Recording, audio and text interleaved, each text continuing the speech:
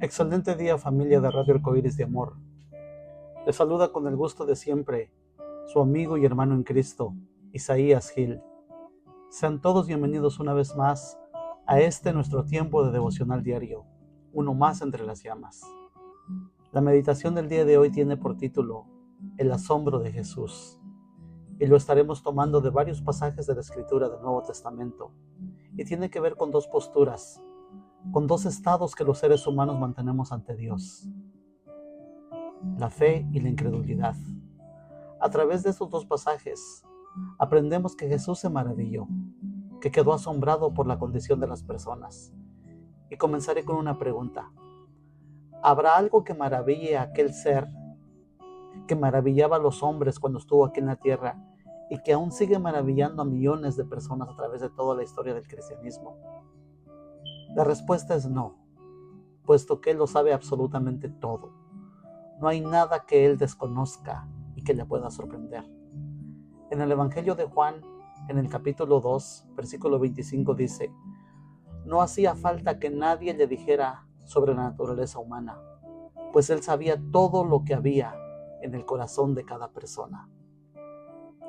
La sabiduría de los autonombrados sabios, aún esforzándose al máximo para ser reconocidos, no era para Jesús motivo de sorpresa.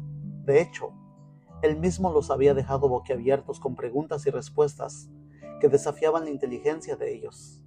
Aún las riquezas más exuberantes de su tiempo tampoco fueron para el Señor motivos de maravilla, porque, aunque el Hijo del Hombre no tenía dónde recostar su cabeza, en palabras del propio Jesús, jamás envidió a nadie ni se maravilló por las cosas materiales. Sin embargo, la Biblia nos muestra dos situaciones humanas que solían asombrarle, aún más le maravillaban. Una era la fe y la otra era la incredulidad. La primera venía acompañada de gozo y la segunda con una tristeza profunda en el corazón del Señor. Cierta vez se acercó a Jesús un soldado romano de cierto rango, un centurión, para ser específicos, alguien que tenía bajo su mando 100 soldados. Presentándose ante Jesús con una preocupación que tenía: su criado estaba postrado en cama, gravemente enfermo. El Señor lo tranquilizó enseguida diciéndole: yo iré y le sanaré. Entonces el centurión respondió: Señor, no soy digno de que entres bajo mi techo. Solamente di la palabra y mi siervo sanará. Y luego agregó una explicación, que fue lo que más sorprendió a Jesús. Porque también yo soy hombre bajo autoridad, dijo el centurión, y tengo bajo mis órdenes soldados. Y digo a este: ve, y va. Y digo al otro: ven, y viene. Y a mi siervo digo: haz esto, y lo hace. Entonces Jesús dijo a los que le seguían: en verdad os digo que ni aun en todo Israel he hallado tanta fe. Mateo 8, del 5 al 10. El centurión era un hombre de autoridad, que estaba a su vez bajo autoridad. Él sabía perfectamente lo que era mandar y lo que era obedecer. En el ejercicio romano, la orden de un superior no podía desatenderse, era una ley.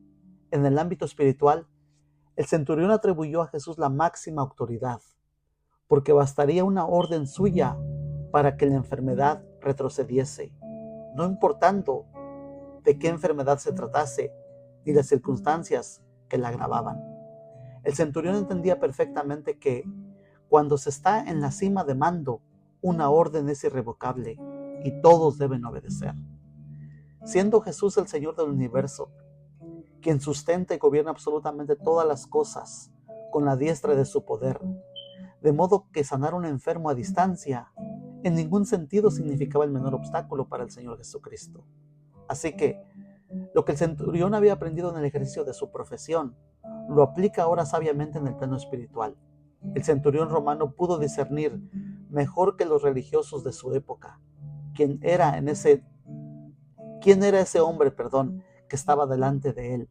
De allí el asombro del Señor. Por supuesto que su criado fue sanado en aquella misma hora, ya que Jesús, quien tenía toda la autoridad en el cielo y en la tierra, había efectuado una orden. La palabra de Dios declara que aquel criado fue sanado en aquella misma hora. Gloria a Dios.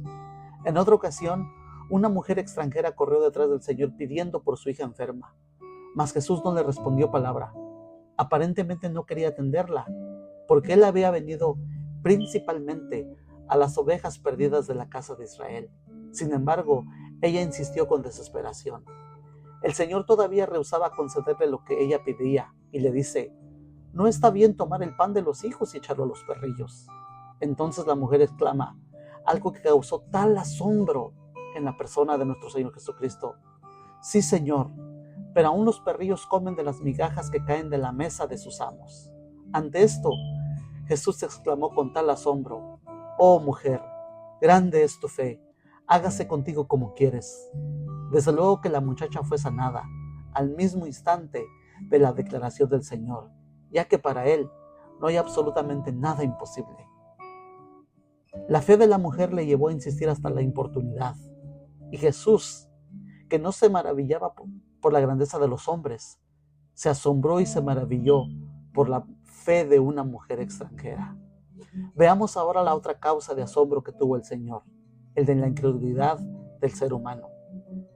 En su soberanía insondable, Dios escogió la ciudad de Nazaret para que Jesús pasara ahí su infancia y su juventud. Nazaret fue, en este sentido, una ciudad altamente favorecida por Dios. Sin embargo, la actitud que tuvo para con él fue desdichada. Ni siquiera podemos llamarle a esto ingratitud, ya que fue más que eso. Fue una actitud completamente desdichada, triste. Teniéndolo a él allí, lo menospreciaron y, peor aún, intentaron varias veces quitarle la vida. Ellos se escandalizaron del hombre que habían visto crecer corriendo por sus calles, jugando con los demás niños. Ellos decían: ¿de dónde tiene estas cosas? ¿Y qué sabiduría es esta que le es dada? Y estos milagros que por sus manos son hechas. ¿No es este el hijo del carpintero? ¿El hijo de María, hermano de Jacobo, de José, de Judas y de Simón? ¿No están aquí sus hermanas con nosotros? Y se escandalizaban de él. Marcos 6, 2 y 3.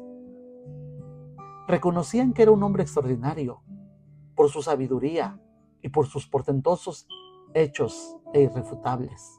Sin embargo, tropezaban en que eran demasiado familiar para ellos, ya que conocían su origen y su familia. Al respecto, Jesús dijo: no hay profeta sin honra, sino en su propia tierra y entre su casa. Y a causa de la incredulidad de ellos, no pudo hacer allí ningún milagro, salvo que sanó a unos pocos enfermos, poniendo sobre ellos las manos. Jesús estaba asombrado de la incredulidad de ellos. Marcos capítulo 6. Ellos asociaron erróneamente la grandeza de Dios con la opulencia y la elegancia de los fariseos. Ellos pensaron que Dios habría de mostrarse con gloria que por derecho propio le pertenecía. No vieron a Dios en la sencillez, en este humilde carpintero de Nazaret. Su corazón estaba cerrado para Dios. Sus ojos estaban cegados, ya que la incredulidad es el muro que impide ver a Dios. Es la ceguera del racionalista. Es la lepra que carcome el corazón. Es la necedad del arrogante y del corazón presuntuoso. La incredulidad es vivir por lo que los ojos ven y por lo que las manos pueden tocar. La incredulidad no ve la mano que dirige la escena tras el escenario del mundo. Es la vanidad de pensar que después de esta vida no hay otra y que todo lo que existe es únicamente aquello que está delante de nuestras narices. La incredulidad no proviene de Dios, sino que es inherente en el hombre pecador. La incredulidad es orgullo y rebeldía ante Dios. Estimado oyente que me escucha, como podemos ver, la fe y la incredulidad son dos actitudes extremas, dos formas de vida opuestas, dos características humanas con distintos destinos. Las dos causaron el asombro de Jesús, pero una para bien y otra para mal. ¿En cuál de estos dos extremos se ubica usted? Como podrá darse cuenta, no hay posiciones intermedias.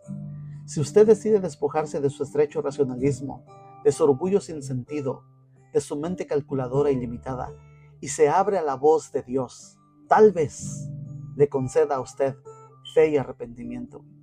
Si usted reconoce que no lo sabe todo, inclusive que no conoce a Dios, y que ha pecado miserablemente delante de Él y que necesita desesperadamente que Dios tenga misericordia de usted y que le perdone sus pecados, entonces, y solo entonces, usted se alineará con aquel centurión romano, con aquella mujer extranjera que recibieron la gracia y la misericordia del Señor a causa de su fe.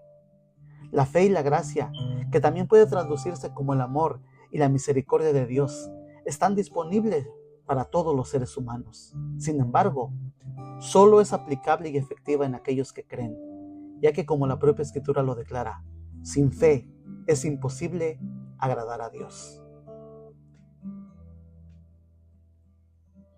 ¿Qué decisión tomará usted?